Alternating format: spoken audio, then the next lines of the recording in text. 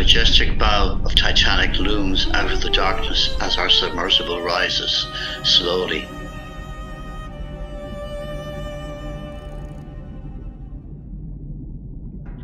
What looks like a large elephant trunk is in fact stalactite-like structures called rusticles. These are formed when iron-eating bacteria attacks to steel and sunken ships.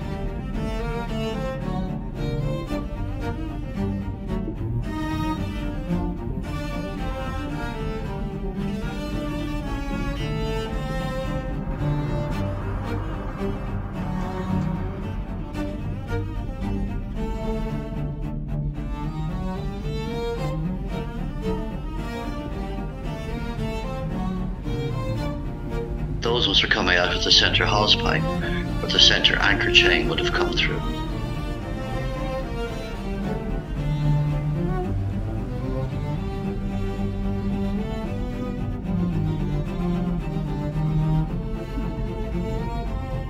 We're now approaching the forward railings of the very prow of the Titanic, and we can see more rusticles draped over those railings and a small little bamboo coral pointing forward.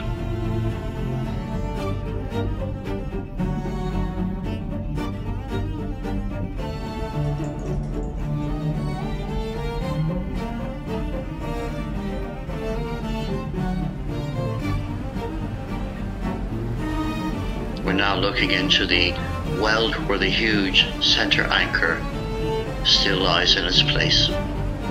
Just above it you can see the crane that would have lifted that out. Age is taking its toll on the shipwreck and the railings are starting to collapse outwards. Coming into view as we travel along the port or left side, we can see one of the anchor chains.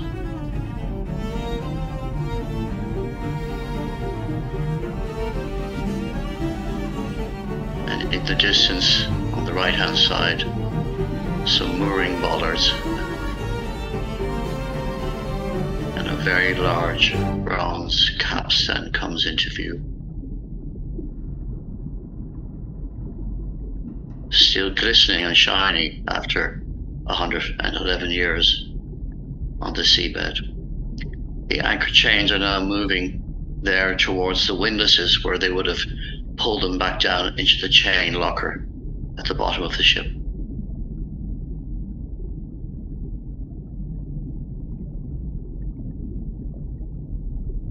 A second bronze capstan comes into view, and on top of that is a memorial plaque that was left on a previous expedition in the past. Over on the left hand side we can see the entrance into hold number 1. This whole deck area is known as the forecastle deck.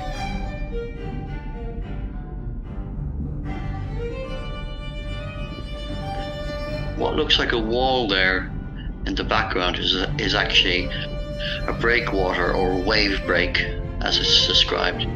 This would have deflected large waves that were breaking over the bow of the ship and deflect them away to the sides.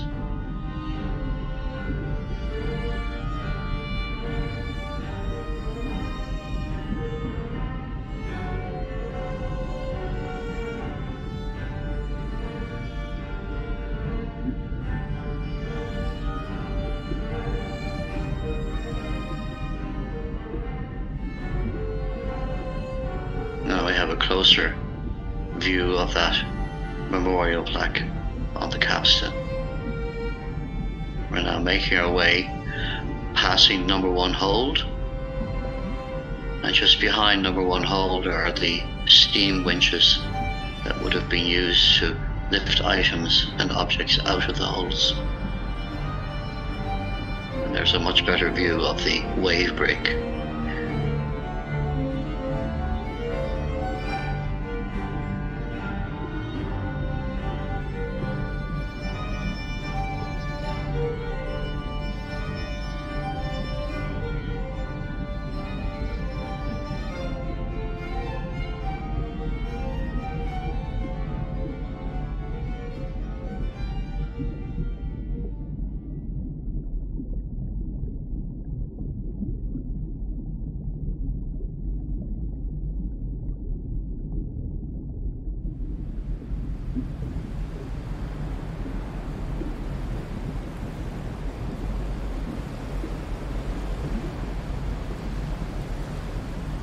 And now we approach the foremast or main mast of the ship, which is completely collapsed, lying across more steam winches.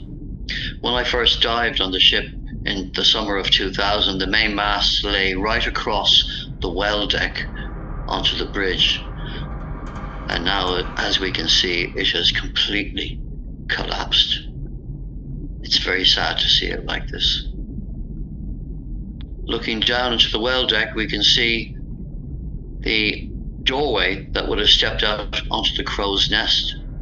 The crow's nest where Frederick Fleek, the lookout, spied the iceberg. The bell would have hung just above the doorway on that hook.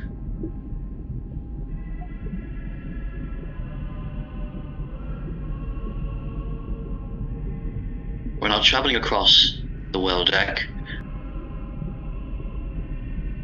One of the electric cranes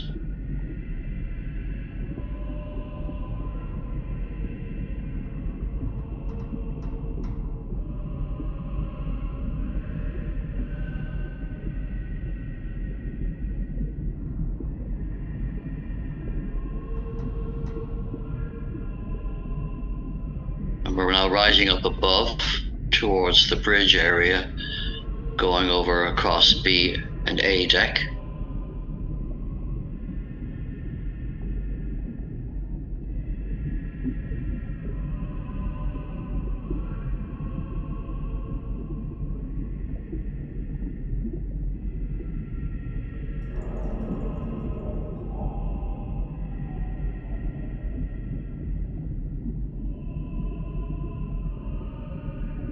The whole area of the bridge on the Titanic was made out of timber, and it got destroyed in the sinking. And all that is left in that whole area is the bronze telemotor. The telemotor was a pump that the main wheel was attached to. And when the wheel was turned, it helped the rudder change direction. This whole area is completely collapsed and destroyed. The memorial plaques go back over 20 years or more. The three on the left-hand side are actually ones that I left in my dives in 2000 and 2005. And they are from Ireland, they are from Belfast, and they are from Cove, Titanic's last port of call.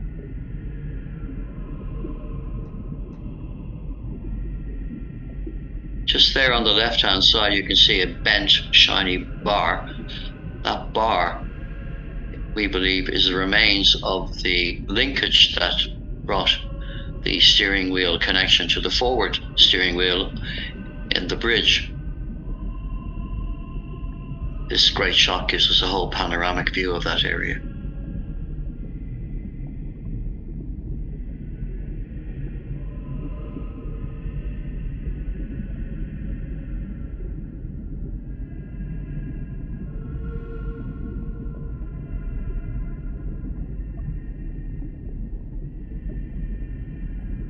Now the wall behind the telemotor here is in fact, and what looks like three windows are actually dummy windows that were placed into the navigation and chart room and the pilot's room. They actually let light in from the trunking area that left air ventilate down.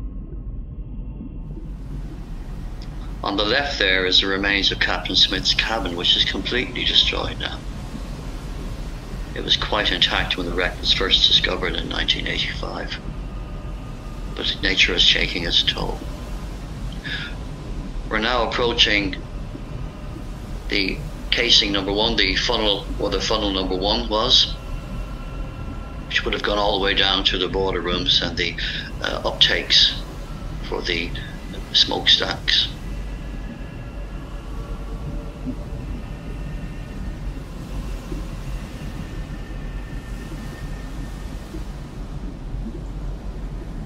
A water tank behind that looms into view, and again the remains of more ventilation trunks, or fan trunks as they were called.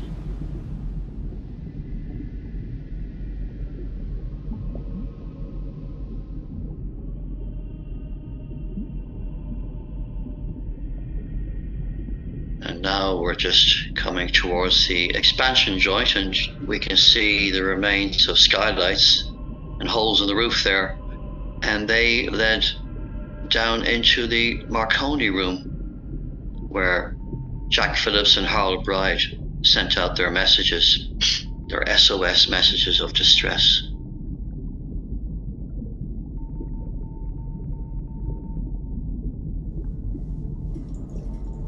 And we're now approaching the void or open space of the remains of the grand staircase.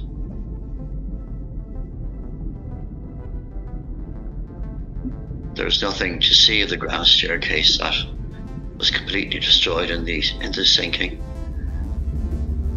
So all we have is just a gate we have going down into the ship.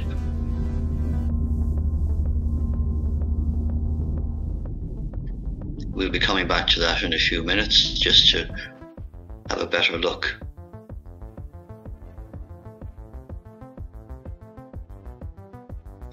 That small wall there on the right is actually the entrance to the grand staircase, first class entrance, which brought you into the grand staircase area.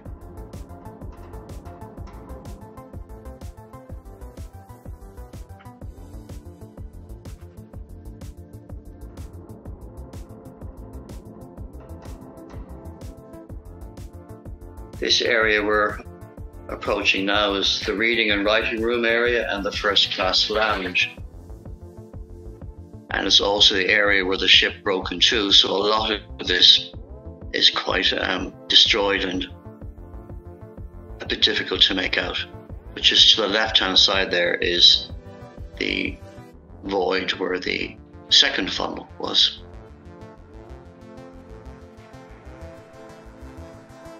So beyond here, there's really nothing else except the collapsed decks going right down to the seabed.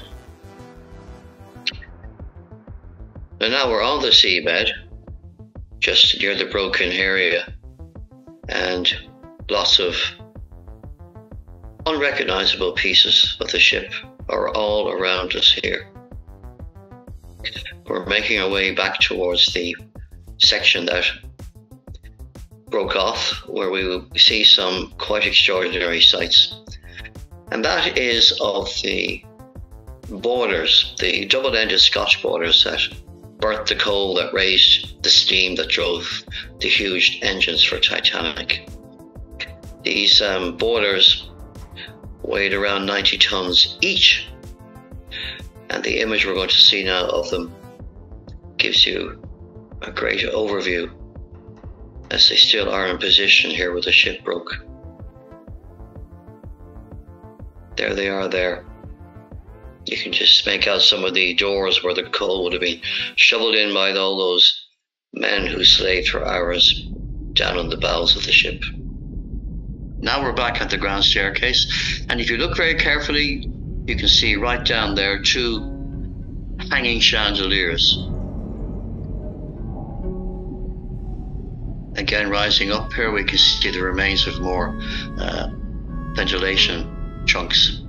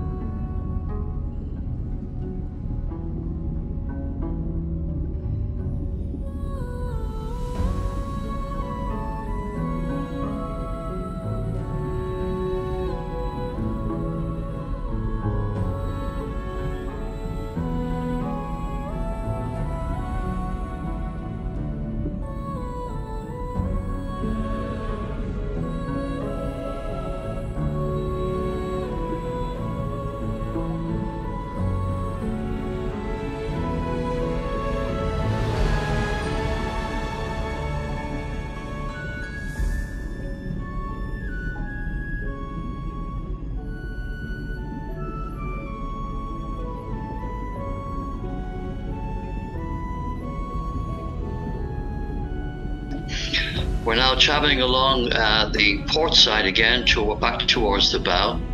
The boat deck just there on the right hand side, and one of the two remaining lifeboat davits hanging out.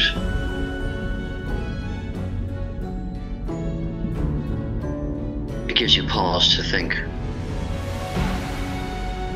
about the people who got into those lifeboats.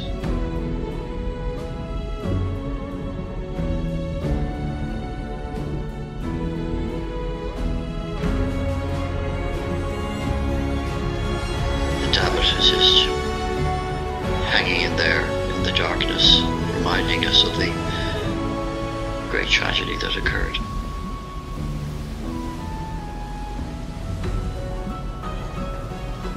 Now we are approaching on the starboard or the right hand side of the ship, looking at the cabin room windows on B deck. And all those white items and objects are actually bamboo coral. And as we get closer, we can have a very good look at those, and also have a very good look at the rust and more rusticles draped over those windows. If you look intently at the window on the left, you can just make out inside there some of the window fittings. The thrusters from the submersible are causing that dust. We can see some soft coral. And there is a scuttle or a drainage area for water to pour off the side of the ship. And that's an interesting little gate there. You can see the hinge, two hinges, top and bottom, on the right hand side. We're at the very forward end now here of B deck.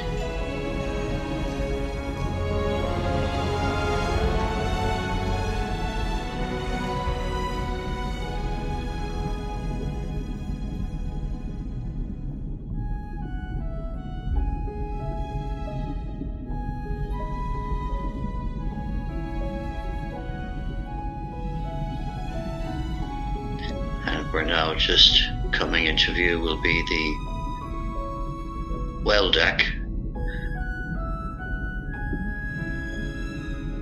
just below the bridge area, and B and C decks, where the electric cranes and holds number 2 and 3 are.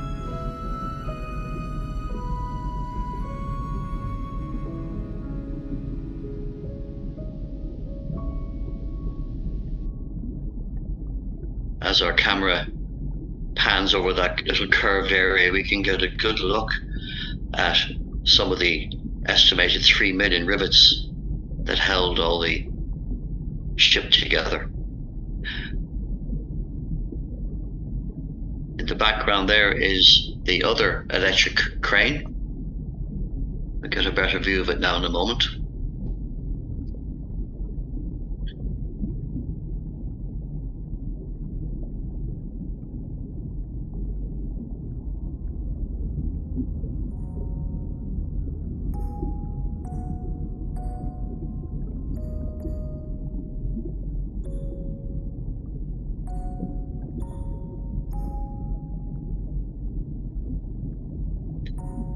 And now we're panning away back towards starboard side of the forecastle deck, and we can see the anchor chains again, some triple fair leads in the distance, the anchor crane again in front of us, and a little hatch there.